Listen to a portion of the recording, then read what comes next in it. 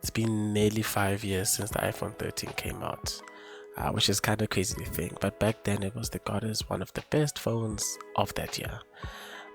But it's the same case now in 2026. And I asked this question because if you've looked around the market, refurbished and pre-owned or pre-loved has really become the big thing. And it makes sense. For most people, refurbished devices or pre-owned devices are an easy, affordable way to get their favorite devices that they've yearned or wanted without having to pay those crazy flagship prices. But here's the issue. In 2026, for that same 7,000 Rand, you can get yourself a slew of mid-range devices that came out this year in 2026. You're talking about the the A37s, the Xiaomi's, the Oppos, and a few other options out there. And the benefit to that is that you get a new phone with a fresh battery and a warranty.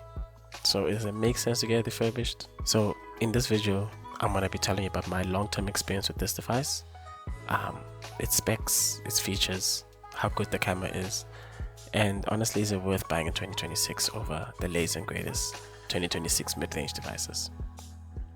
Let's get into it.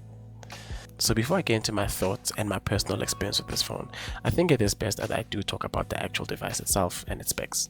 So just like many phones in 2021 and even now, to be honest, it came with a glass on the front and back with an aluminum frame, which gave it a very nice and premium feel at the time. It was a flagship after all. Cool thing about it is also IP68 rated, meaning it is water and dust resistant. So for those who are a bit less careful with their devices, you don't have to worry. Yeah. One thing I also point out is that the glass was some of the strongest at the time. It had what Apple was calling a ceramic shield on the front, and on the back it was some sort of nanotech. There was no specific marketing for it, but what this resulted in was a much stronger glass that was prone to cracks. And I'll be honest, for me, I have not had any issues with this. This is the me thing. My phone is still perfectly intact, and I don't even use my phone with a cover. Talking about that ceramic shield on the front, the iPhone houses a 6.1-inch Super Retina XDR OLED display, and it refreshes at 60 Hz. That's a mouthful, but what does that mean? It's a good screen. Talking about that smoothness, it's what under the hood that really made this experience, or makes this experience, really smooth. So let's get into that quickly. So under the hood, the iPhone 13 is powered by an Apple A15 Bionic chip. And at the time, it was an incredible, capable processor, and even today, it still performs extremely well. Alongside the A15 Bionic chip the phone came with 4 GB RAM. It was bundled with 128 gigs of base storage, and if you wanted more, you could get yourself a 256 or 512 GB, depending on how much you need. Personally, for me, 128 gigs is more than enough, but I am not really a big photographer, and for most people, they get iPhones for the cameras. Talking about the cameras, the iPhone 13 has a 12 megapixel front camera housed inside that notch, which is quite big for today's standards, but at the time it was significantly smaller than the iPhone 12, and that housed both the camera and the sensors required for Face ID. On the back though, you do get two 12 megapixel cameras, one main wide and one ultra wide. But what does that mean? 12 megapixels, yeah. Let me show you. Here's some sample pictures I took when I was going out with my girl, and I must say the pictures, even in 2026, look amazing. You'll actually see that there's a lot of detail captured. They look really good. Color science is looking great. It's looking very true to life. The only thing is that when you start to zoom in, you start to see where that limitation comes from, that 12 megapixel. Details as you zoom in start to get worse and worse, but that's kind of expected due to the fact that it is a low resolution. And when it comes to low light, I would say it does a decent job. I wouldn't say it's perfect, I wouldn't say it's amazing, but it does good. One thing I will point out, or one con I will point out, is portrait shots have definitely improved a lot over the years, and the iPhone 13, I would say, lacks a bit more here. There's a few reasons why. I think the biggest one is the lack of a telephoto lens. So you tend to see a lot of weird edge detection on the cameras, but again, that's when you're really nitpicking. I think it's way worse on objects. On objects, you can tell that the phone is really struggling, and it becomes some sort of a limitation both on the software and the hardware side of things. But hey, those are my thoughts. Personally, I still think they look really good. But let me know down below what you think about the iPhone 13's camera. And if you are enjoying the video so far, a like would be highly appreciated, and a sub would be even better. I am trying to get to 1,000 subs by the end of this year, so that will really help me a lot in my goal. But only do it if you're enjoying the video. Anyway, look, I've spoken about the iPhone 13 specs and all that, but that doesn't really mean anything unless we talk about how it actually feels day to day, and that's what I'll be talking about next. But yeah, honestly, my long-term genuine experience of the iPhone 13, even in 2026, it's a good phone. I honestly fail to not recommend it. This is a super good phone even now in 2026. When it comes to the battery life, it's gonna last you all day. And to give you a picture, my phone has about 80% battery health, and even now it will last me the whole day on a full charge. It definitely gets a bit worse, but if you change the battery, honestly, it's gonna feel like new.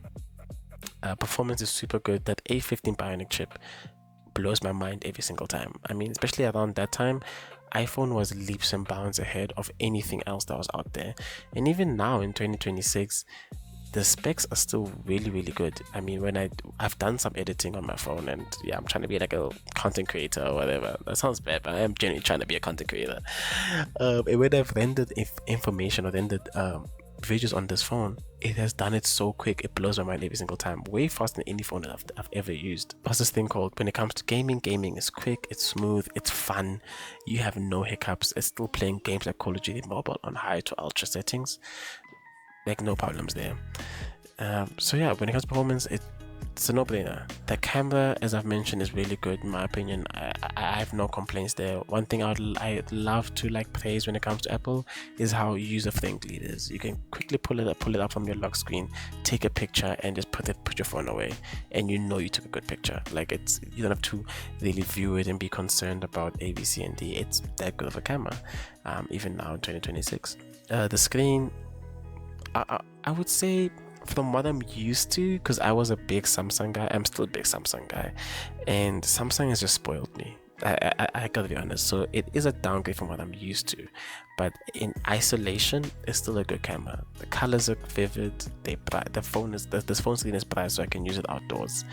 And as I mentioned, the refresh rate, depending on the user, can be a downgrade, upgrade, but it doesn't feel slow. It doesn't feel laggy. It's still very smooth.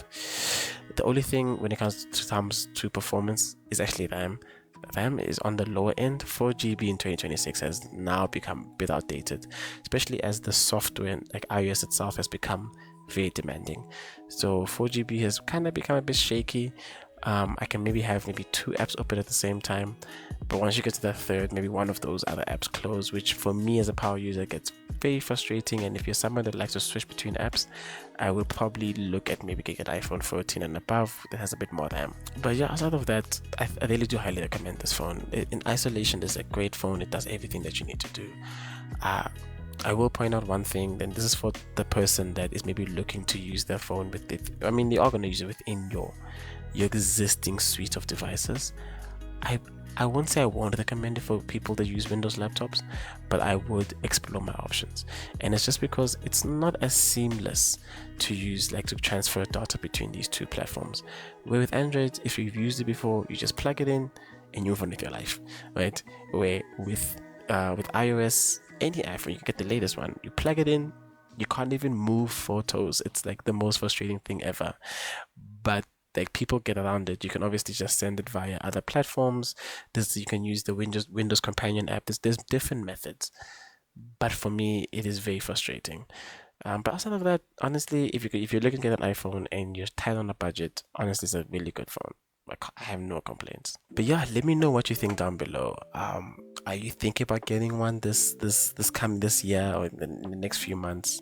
If you have one, what have been your thoughts and experiences on the device? Maybe you can have a bit of a conversation, or we can have a bit of a conversation down below.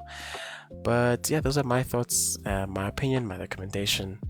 If you did enjoy the video, please let me know down below. I am actually thinking about doing a video on my old S20. It is beaten down though, but that's a whole other thing. But just let me know down below if you enjoyed it, and again, a like would be appreciated, and a subscribe would be even more, even better, because I am trying to get to 1,000 subs. But outside of that, guys, it's been your local tech guy. I guess, I don't know, I'm trying to find a name.